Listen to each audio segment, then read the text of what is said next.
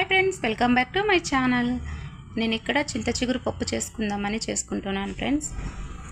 ముందుగా ఒక కప్పు కందిబేలు తీసుకొని కడిగి మంచిగా పక్కన పెట్టుకున్నాను 5 మినిట్స్. తర్వాత చింత చిగురు ఊరెళ్ళాను మొన్న. అమ్మ 3 డేస్ అయింది అది పంపించి. ఫ్రిడ్జ్లో పెట్టాను, అలా ఉంది.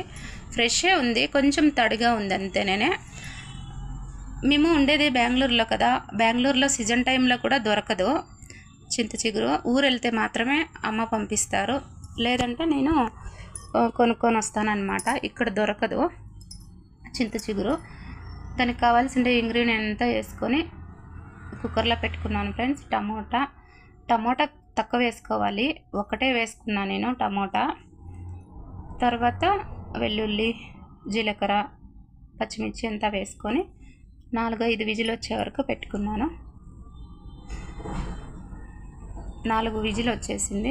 తర్వాత నీళ్ళు ఉంచుకొని వెనుపుకున్నాను పప్పు గిత్తితో. చిన్న వయసులో మమ్మీ చేస్తుంటే ఏమమ్మా అన్ని కట్టిపుల్లలే ఉంది పప్పు, చింతాకు పప్పు అంటుంటే, మా ఊర్లో చింతాకు అంటారు, కొంతమంది చింత చిగురు అంటారు, మేమైతే చింతాకు అని పిలుస్తాము.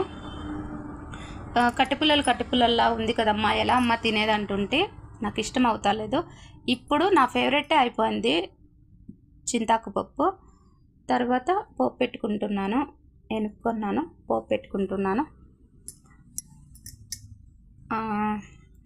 ఆవాలు, జీలకర్ర, వెల్లుల్లి ఎక్కువ వేసుకుంటే పప్పు రుచి బాగుంటుంది ఫ్రెండ్స్.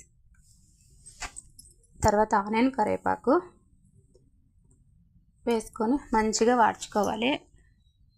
చింత చిగురు పప్పు రైస్కి కూడా బాగుంటుంది, తర్వాత రాగి సంగటికి కూడా సూపర్గా ఉంటుంది. పోపు మాడిపోయింది అనుకోద్దండి, నేనే అలా, నాకు కొంచెము బ్రౌన్ కలర్లో రావాలి అలా ఇష్టం నాకు, అందుకే నేను అలా పోపు పెట్టుకున్నాను అనమాట. చింత చిగురు పప్పు పోపు పెట్టుకొని తర్వాత మంచిగా ఉడకాలి, అప్పుడే టేస్ట్ ఇంకా బాగుంటుంది. చింత చిగురు పప్పు రెడీ అయిపోయింది. వేడి రైస్, చింత చిగురు పప్పు రెడీ. మీరు కూడా వచ్చేయండి ఫ్రెండ్స్. ఎలా ఉందో లైక్ చేయండి, సపోర్ట్ చేయండి. వేడి రైస్ సూపర్గా ఉంటుంది. Thank you so much. Tata, bye bye.